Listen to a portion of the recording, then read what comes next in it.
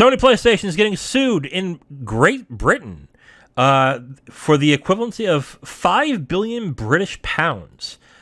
This is a squirrely kind of lawsuit. I think you have more information on this. So why don't you go ahead and talk about the details of this lawsuit that PlayStation is getting sued for. They're getting sued for 5 billion British pounds, which is the equivalent of a little below $6 billion. So go ahead and talk about the details of that.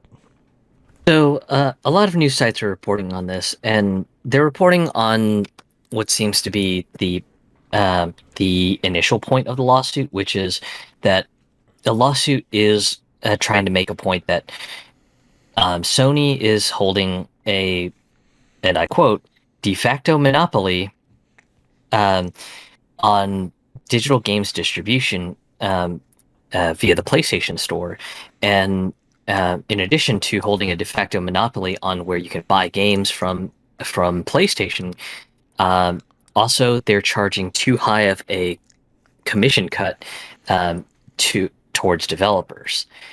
So that's the piece that's been going around a lot of the video game news sites.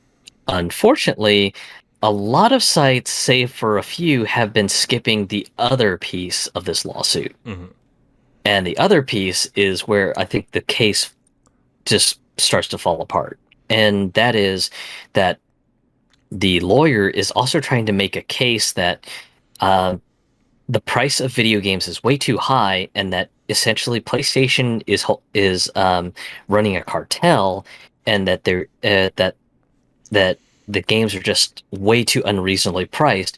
And the lawyer quotes and says that video game prices are way too high when we've got a cost of living crisis going on, and when people are having to tighten up their purse strings as well.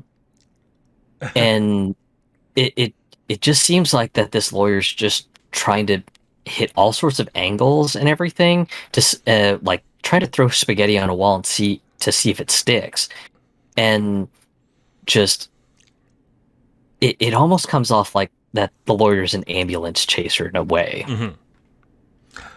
Yeah, this is a multi-pronged strategy where I think the lawyer, honestly, what I think the lawyer is trying to do is get Sony to settle on an erroneous, and it is erroneous, an erroneous lawsuit to save face and to save them having bad PR.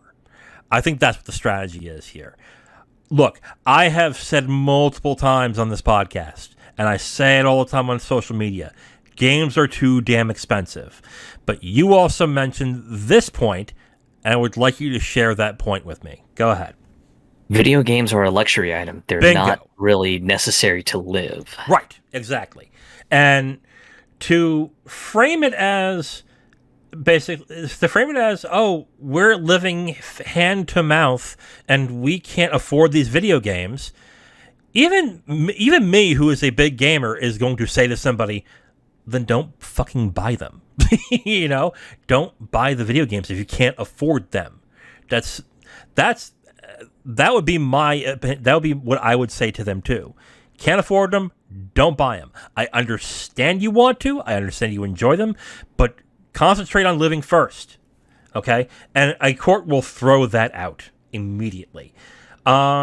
Yeah, like when I first heard the lawsuit, I thought it was based on the original point of developers were suing Sony because the cut's too large. Which, yes, 30% is steep. I agree with that. That is a little ridiculous. However, that's also kind of the norm. I think Steam does 30%. Microsoft does 30%. I think they're only going after Sony because Sony is the big dog in the console space, and they're going after the one that makes the most money.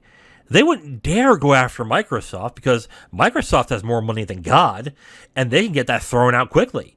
Whereas Sony might have a little bit more of an issue because they don't have as much money as Microsoft, and their hold, albeit stronger right now than Microsoft's, is more tenuous because there's not a lot of, well, okay, there is a lot of money in Sony, but it's not anywhere near as much as Microsoft.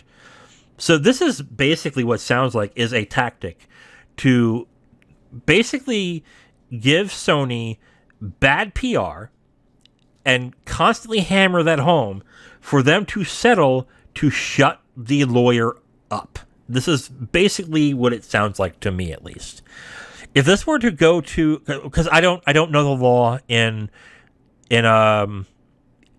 Great Britain, so I want to preface that. But if this was posted in, let's say, in America, this wouldn't stand. It wouldn't work.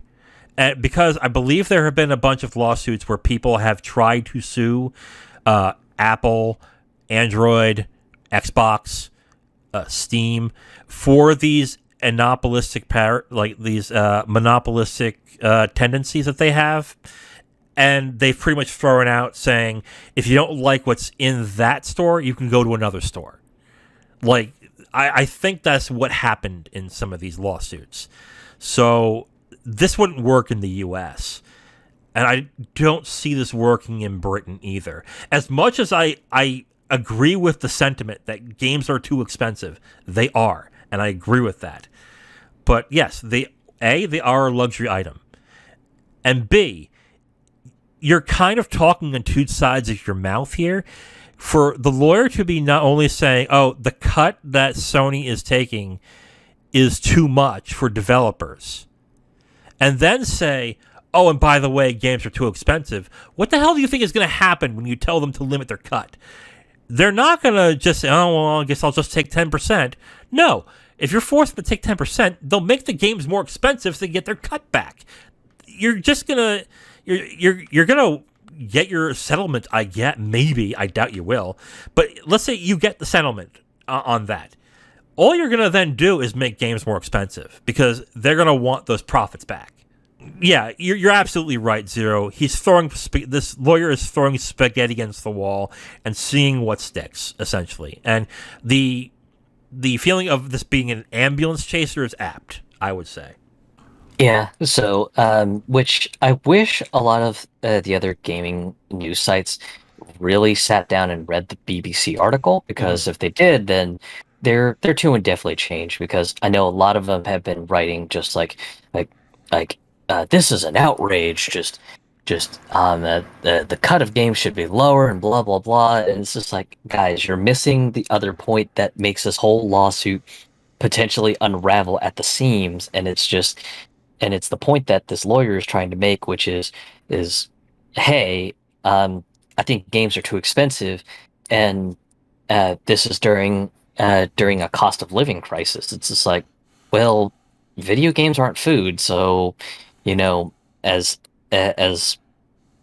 cruel as it is to say, tough nuts. Just video games are not absolutely required for a person to live. So for this lawyer to kind of try to play the angle of oh, but cost of living and video games are more expensive now. It's just like, yeah, sorry, I don't really sympathize with the angle.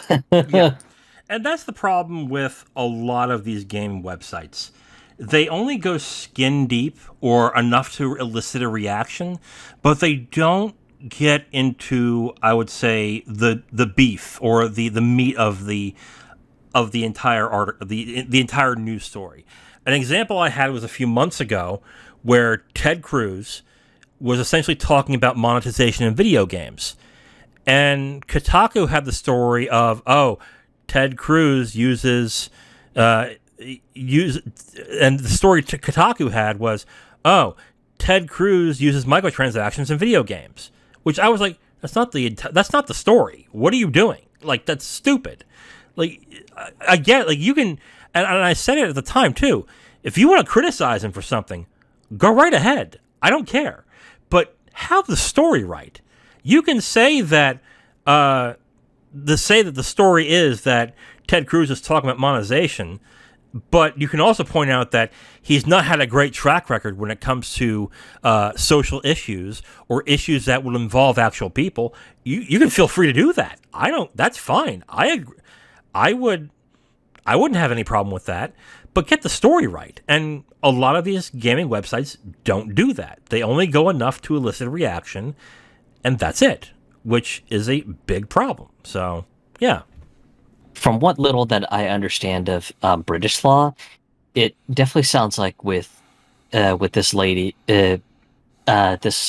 just trying to make the case of, hey, um, I want to go after the developer cut. I want to go after um, Sony being a monopoly on their digital store. I also want to go after the price of video games being too high.